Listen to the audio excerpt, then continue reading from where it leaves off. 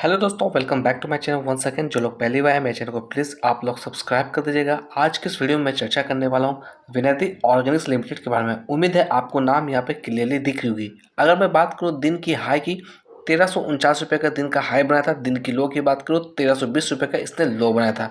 अगर यहाँ पे सबसे पहले मैं बात करूँ फंडामेंटल्स को लेकर, तो मार्केट कैप की अगर चर्चा करें तो इस कंपनी की जो मार्केट कैप है तकरीबन 13,842 करोड़ का मार्केट कैप है।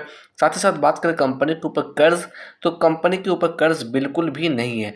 डेप्ट यानी कि 0 रुपीज़ का है। अगर बात करें फेस वैल्यू की, 1 रुपये की फेस वैल्यू से ट्रेड करती हुई दिख रही है। कुछ इंपॉर्टेंट डेट्स को लेकर चर्चा करें इसके अंदर, तो यहाँ पर देखिएगा इसके जो क्वार्टर्स के नतीजे हैं, यानी कि जो मैं बात करूँ रिजल्ट, तो रिजल्ट डिक्लेयर होने वाले हैं 12 मई 2026 को। तो इस डेट को आप अवेयर होकर काम करिएगा। ये आपका डेट है, क्वार्टर्स के नतीजे आने वाले हैं। अगर आपके पोर्टफोलियो में ये स्टॉक्स है तो कहीं ना कहीं इस पर आप नज़र जमा के रख सकते हैं। अगर पिछले कुछ क्वार्टर से इसके नेट प्रॉफिट की चर्चा करें तो नेट प्रॉफिट के अंदर डिक्लाइन हमें देखने को मिल रही है। ईयर ऑन ईयर बात करें तो वहाँ पर हमें जंप देखने को मिल रही है।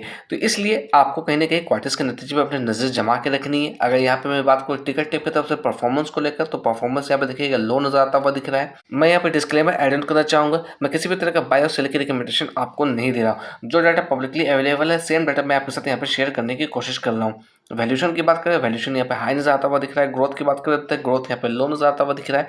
अगर बात करें यहाँ पे फोरकास्टिंग एंड रेटिंग्स को लेकर, तो यहाँ पर देखिएगा 12 एनालिस्ट ने कवर किया, 75% की रिकमेंडेशन आती हुई दिख रही है। अगर चार्ट पर चर्चा करें, देखिएगा 1 वीक के टाइम फ्रेम में मैंने यहाँ पे चार्ट लगा रखा है। सबसे पहले आप लेवल्स को एनालाइज करने की कोशिश करिएगा। ये ऊपर का जो लेवल्स दिख रहा है, ये सारा लेवल एज ए रेजिस्टेंस के तौर पर देखने को मिल रही है। और डाउन साइड में लोग बात करें, ये लेवल्स हमारे लिए एज ए सपोर्ट के तौर पर देखने को मिल रही है। ये सारा पैटर्न मैंने इंडिकेटर के हेल्प से ड्रॉ आउट किया। आप चाहते तो आप भी लगा के चेकआउट कर सकते हैं। अगर यहाँ पे मैं बात करूँ तो इस कैंडल को आप एनालाइज करने की कोशिश करिएगा। ये जो कैंडल दिख रही है, ये कैंडल है आपका जुलाई 2025 की, यानी कि तकरीबन 1 साल पहले की कैंडल है। और लेवल्स की बात करें, तकरीबन 2039 रुपये लेवल्स को इसने टच किया था। उसके बाद देखा जाए एक तरफा इस स्टॉक्स के अंदर कहीं ना कहीं गिरावट हमें देखने को मिल रही है। अगर यहाँ पे मैं बात करूँ पिछले कुछ दिनों से, तो थोड़ा सा मैं आपको जूम करके दिखाने की कोशिश करूँगा, तो नीचे के लेवल से कहीं ना कहीं हमें खरीदारी देखने को मिल रही है। बट अगर मैं बात करूँ अपसाइड में रेजिस्टेंस लेवल्स के लिए, तो मे भी कहीं ना कहीं ये जो लेवल्स देख रहे हैं तकरीबन 1480 रुपये के आसपास, ये लेवल्स एक काफ़ी बड़ी रेजिस्टेंस होती हुई दिख सकती है। मैं ऐसा क्यों कह रहा हूँ, समय में थोड़ा पीछे चलते हैं और यहाँ पे देखा जाए इसी लेवल के आसपास से इसने यहाँ पे रिजेक्शन दिखाया था। इस लेवल के आसपास इसने सपोर्ट बनाने की कोशिश की। तो मे भी कहीं ना कहीं ये जो लेवल्स है हमारे लिए अप साइड में काफ़ी बड़ी रेजिस्टेंस के रूप में आती हुई दिख सकती है। अगर मैं बात करूँ इसके अंदर 50 डे मूविंग एवरेज के बारे में, तो 50 डीएमए की वैल्यू निकलती हुई आ रही है तकरीबन 1361 रुपया। करंट प्राइस की बात करें 1337 रुपया।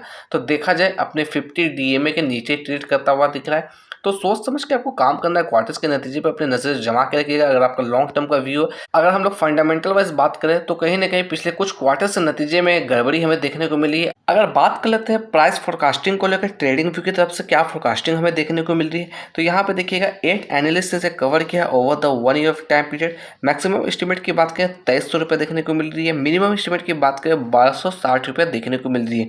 करंट प्राइस की बात करें 1337 रुपया। देखा जाए करंट प्राइस से मिनिमम एस्टिमेट काफी नीचे देखने को मिल रही है। इस लेवल्स को देख के आपको फॉर्मो में बिल्कुल भी नहीं आना है, सोच समझ के काम करना है। अपने फाइनेंशियल एक्सपर्ट से चर्चा करिएगा, तभी किसी तरीके का डिसीजन लीजिएगा।